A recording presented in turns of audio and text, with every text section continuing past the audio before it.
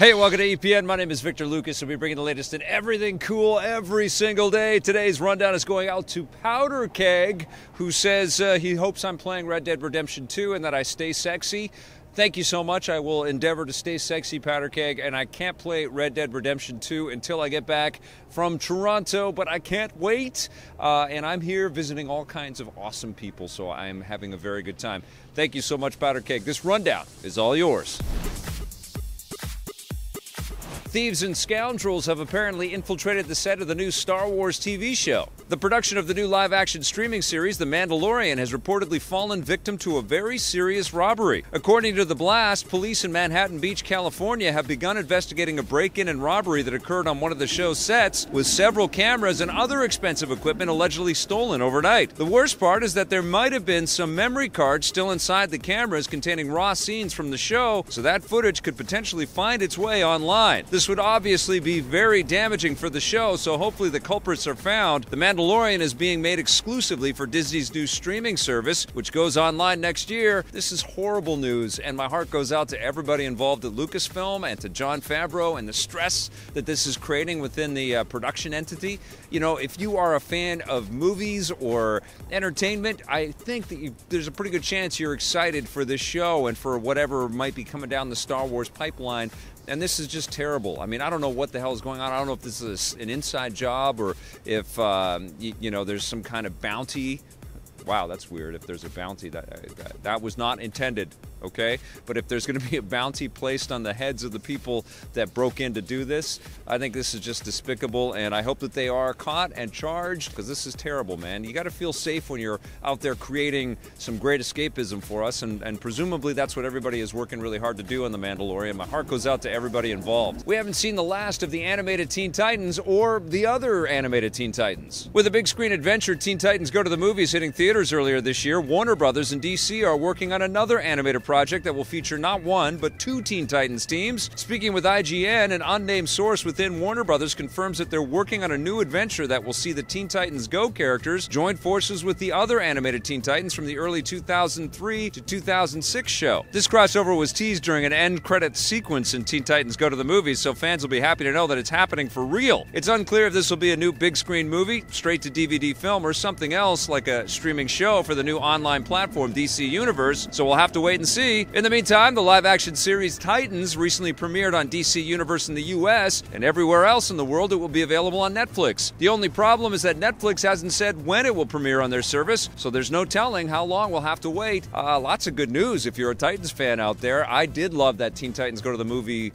movie, and I did like that little sequence where they popped in the classic Teen Titans look from the old animated show. I think this is going to be a lot of fun. It's clear that there is tremendous adoration for this super team, and it's going to be cool to see all these different permutations. I am very excited to see that Titans show. I hope it's great.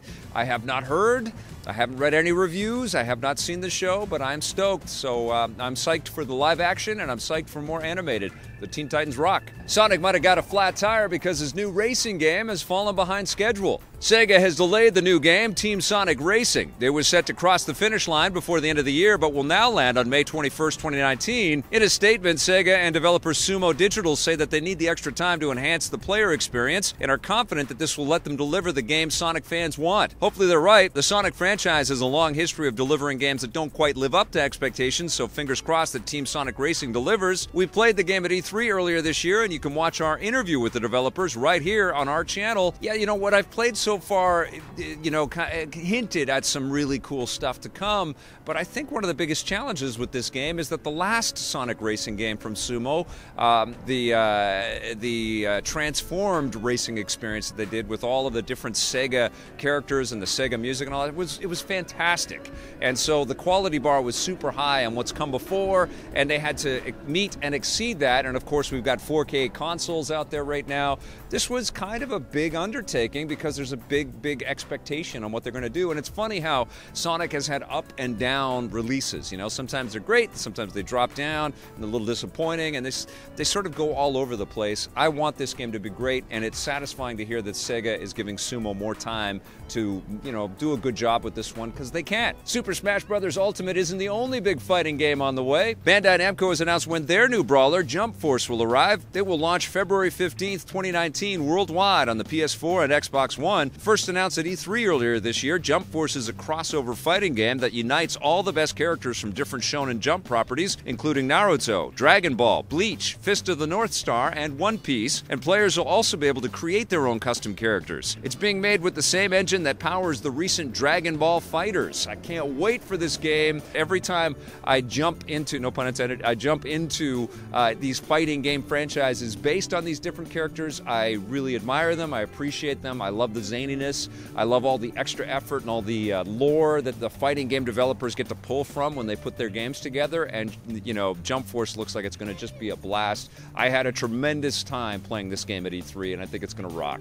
An older game is shining a light on the importance of digital game preservation. The 2010 survival horror game Alan Wake is finally available to buy again on the PC. The game was removed from sale on sites like Steam and GOG last year after it ran into complicated rights issues with some of the licensed music in the game, forcing developer Remedy Entertainment and publisher Microsoft to yank it from stores. Remedy says that they've managed to work out these problems by renegotiating the music rights, so the game is available to buy once again. This isn't the first time something like this has happened, with other big games like GTA San Andreas running into similar problems. No word on how long Alan Wake's new music rights will last. Yeah, this is something that I guess game developers are going to have to really pay close attention to going forward. I think that games do have long shelf lives, a lot longer than I think developers and publishers kind of give these titles credit for, and services like Steam and GOG and soon streaming services are going to want to access these huge libraries and lots of these old classic games, and you want to play them with the music that kind of fits the time that they were released, right? And I think that's